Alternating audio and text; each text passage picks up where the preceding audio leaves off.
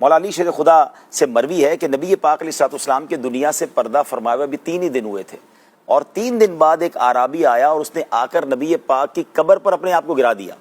اور پھر روضہ رسول کی خاک سر پر ڈالنے لگا اور عرض کرتا ہے یا رسول اللہ السلام علیکہ صلی اللہ علیکہ، اے اللہ عز و جل کے رسول آپ پر سلامتی ہو، اللہ عز و جل آپ پر رحمت نازل فرمائے، جو آپ نے فرمایا ہم نے سنا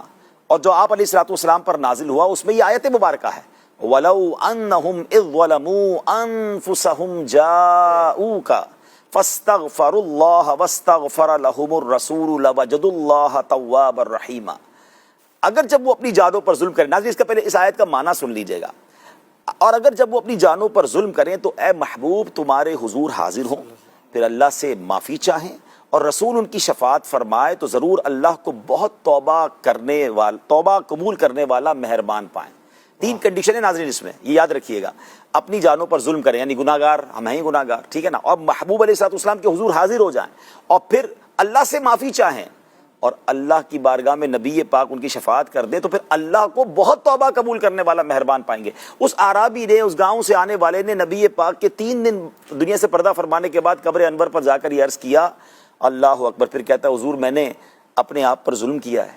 آپ کی بارگاہ میں حاضر بھی ہو گیا ہوں، آپ مجھے رب تعالیٰ سے بخشوائیں۔ قبر اقدس کے اندر سے ندا آئی، مولا علی کہہ رہے ہیں قبر انور سے آواز آتی ہے اے شخص تجھے بخش دیا گیا۔ سبحان اللہ۔ تو یہ وہ روضہ رسول ہے، یہ نبی پاک کے پردہ فرمانے کے بعد کا واقعہ ہے۔ اچھا علماء نے بڑی کمال کی بات کی ہے کہ اس آیت میں جو یہ حکم ہے یہ حضور علیہ السلام کی ظاہری حیات تک محدود نہیں ہے، یہ آج بھی روضہ اقدس کے اندر نبی پاک سبحان اللہ اسی طرح جلوہ فرما ہے، اور یہ آج بھی اگر روضہ رسول پہ کوئی بندہ حاضری دے، کنڈیشنز 3 ہیں کہ نبی پاک کی بارگاہ میں حاضر ہو جائے، وہاں جا کر اللہ سے معافی مانگے اور نبی پاک اس کی شفاعت کر دے۔ تو سبحان اللہ، علماء کہتے ہیں کہ جب بھی کوئی گناہگار نبی پاک کے روضے پر حاضر ہو وہاں جا کر اللہ سے استغفار کرے، اور نبی پاک تو ویسے ہی اپنی قبر انور میں امت کے لیے استغفار کر رہے ہیں تو انشاءاللہ 3 شرطیں پائی جائیں گی، تو وہاں جا کر یہ آیت بھی پڑھنی چاہیے، مستحب یہ ہے، انشاءاللہ عز و جل اللہ کی رحمت سے ضرور مغفرت ہو جائے گی۔ اور خود نبی پاک نے فرمایا من زار قبری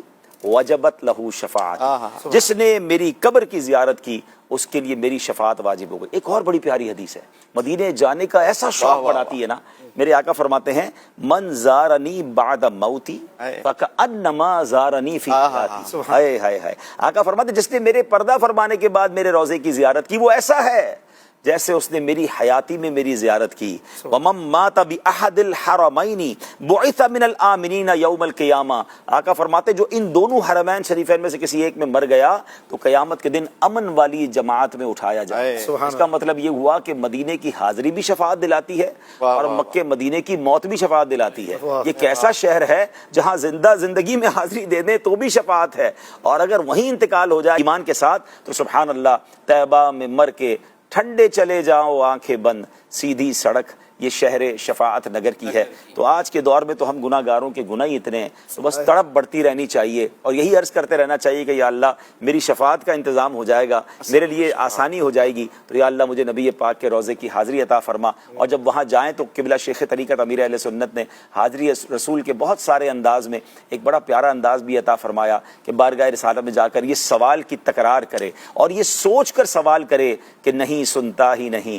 مانگنے والا تیرا۔ یہاں تو دشمن آتا تھا تو نبی پاک چادر بچھا دیتے تھے، یہ وہ جگہ ہے جہاں گالیاں دینے والوں کو بھی دعائیں ملی ہیں، یہاں خون کے پیاسوں کو قبائیں ملی ہیں، یہاں سوسائڈ اٹیک کرنے والوں کو بھی معافی ملی ہے۔ تو میں تو امتی ہوں اور بڑی دور سے آیا ہوں، محبت کے ساتھ آیا ہوں، بھکاری بن کر آیا ہوں، تو تکرار یہ کرنی ہے اسألک الشفاعت یا رسول اللہ، یا رسول اللہ آپ سے آپ کی شفاعت کا سوال ہے، اسألک الشفاعت یا رسول اللہ۔ تو اللہ کرے یہ منظر اور یہ موقع ہم سب کو بار بار نصیب ہو کہ روضہ رسول پر جائیں، بھکاری بن کر جائیں، شفاعت کی خیرات کی تکرار کریں، تو پھر وہ جگہ ایسی ہے کہ مانگیں گے مانگے جائیں گے، منہ مانگی پائیں گے، سرکار بے نہ لا ہے نہ حاجت اگر کی۔